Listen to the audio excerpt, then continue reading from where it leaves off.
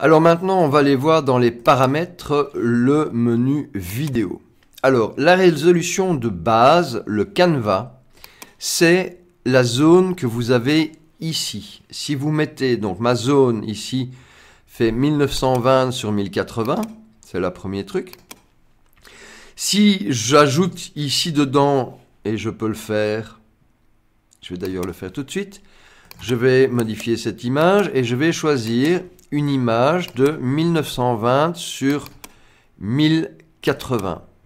Voilà, cette image fait exactement 1920 sur 1080. Et hop, est-ce qu'elle fait exactement... Ah voilà, non, c'est juste. Elle fait exactement la taille de ma fenêtre.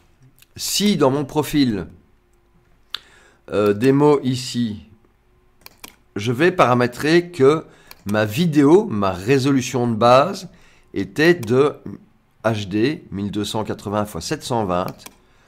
Mon image est du coup beaucoup trop grande. Parce qu'elle fait, au lieu de 1280, elle fait 1920.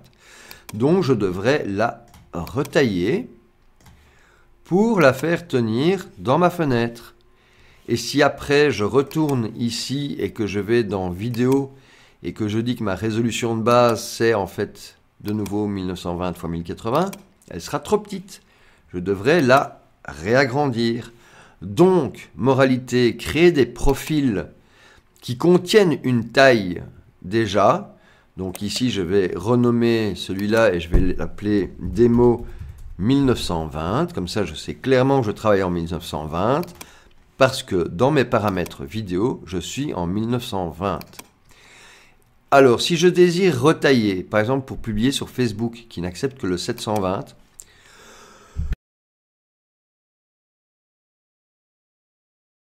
je choisis ici.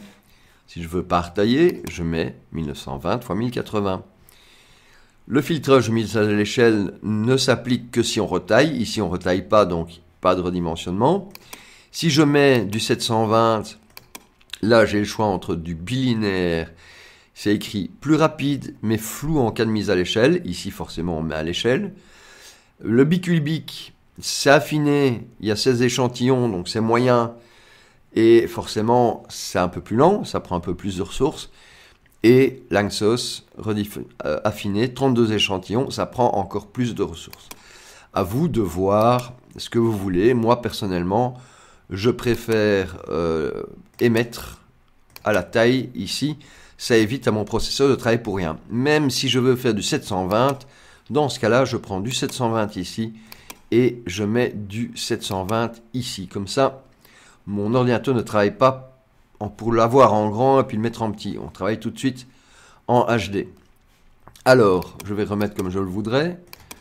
Voilà. Les frames par seconde. Les FPN communes intégrales fractionnelles, je n'ai jamais vraiment utilisé. Moi, j'utilise 30 frames par seconde. Si vous faites du gaming, passez en 60. C'est évidemment beaucoup mieux. Parce que vous aurez plus d'images par seconde et donc votre jeu sera visuellement beaucoup plus fluide. Maintenant, si vous passez de 30 à 60, vous émettrez 2 fois plus de données et donc il faut s'assurer que votre flux, ici, votre sortie, en streaming est adaptée. Avec 3 mégas, vous n'enverrez pas du Full HD à 60 images par seconde. Pour ça, il faut aller voir dans les paramètres de YouTube. Et donc, ce que je peux faire, c'est vous montrer donc YouTube streaming.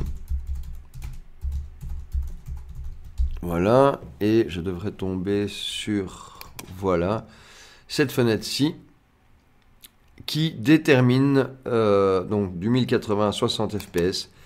Il vous faudrait entre 4,5 mégas et 9 mégas pour pouvoir émettre en Full HD 60 frames par seconde. Donc ici, on devrait mettre du 4.5 ou du 9, donc 4500 ou 9000 mégas. Les images clés, on a parlé de tout ça. Voilà. Et ici, on peut éventuellement désactiver Aero Je pense que c'est que pour Windows 7 et moi je ne dois pas le faire. En fait, si je me souviens bien, je ne dois surtout pas le désactiver ou sinon ça ne va pas. Personnellement, je suis en Windows 7. Voilà, on a fait le tour du menu paramètres vidéo.